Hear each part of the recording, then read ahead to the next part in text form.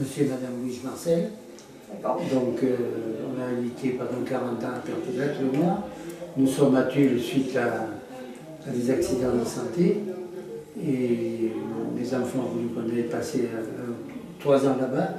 Et moi j'en peux plus. À Tulle j'en peux plus. C'est pour ça que quand monsieur le maire m'a averti qu'il y avait cette possibilité, on a de suite adhéré au projet.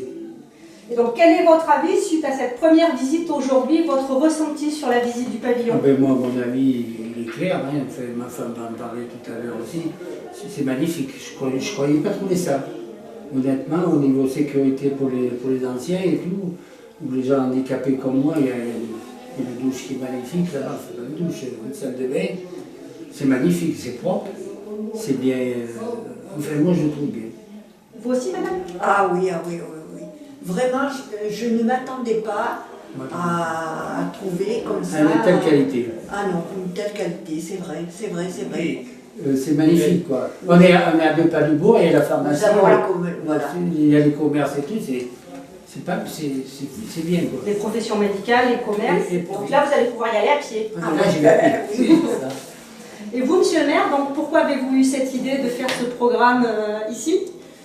Eh bien, Marcel et Suzy l'ont très bien dit tous les deux. Aujourd'hui, lorsqu'on avance dans l'âge, il n'est pas concevable qu'on ne puisse pas finir la fin de sa vie dans la commune dans laquelle on a résidé. Et je pense qu'aujourd'hui, c'est indispensable dans les communes rurales comme nous de pouvoir prévoir la fin de vie dans des conditions, alors bien entendu optimum comme on a essayé de le faire là, de façon à ce que nos aînés puissent finir leur vie dans les meilleures conditions avec des logements adaptés à cet effet et surtout profiter de la commune qui les a vus naître pour certains, vus grandir, passer leur activité professionnelle et tant que se peut, je crois qu'il est bien quand même de finir ses jours dans sa commune quand l'on peut.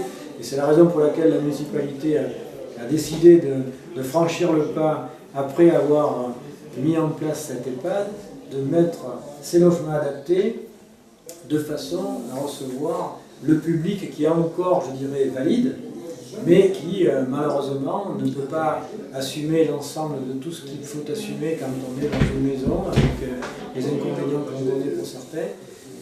Aujourd'hui, je pense que ce genre de logement, c'est vraiment ce qui se fait de mieux pour pouvoir finir ce jour tranquillement. Et l'aspect sécurité, domotique est un vrai plus pour vous. Ah oui, ah oui, ah oui. Il nous a semblé évident pour accompagner aujourd'hui le vieillissement de la population limousine qu'il fallait pouvoir leur apporter une aide, un dispositif qui soit mi-chemin entre le domicile et l'hébergement en EHPAD.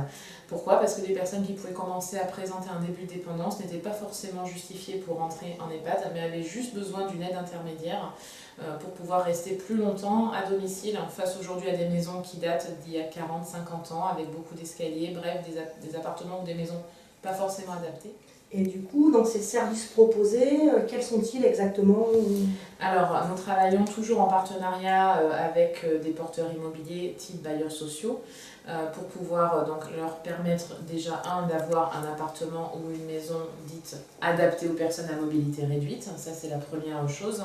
Deuxième chose, ces appartements pour nous doivent impérativement être équipés en tout ce qui est matériel domotique pour pouvoir faciliter le maintien à domicile, type chemin lumineux, barre de maintien, etc., volets roulants électriques, comment centraliser. Dernier apport, c'est peut-être même là l'essentiel, c'est l'apport humain, avec une présence humaine plusieurs après-midi par semaine, d'une accompagnatrice de vie sociale qui a pour rôle de donner un peu de lien social à tout ce projet en mettant en place des animations, de la coordination des aides à domicile, et ça environ entre 6 et 12 heures par semaine en fonction des sites.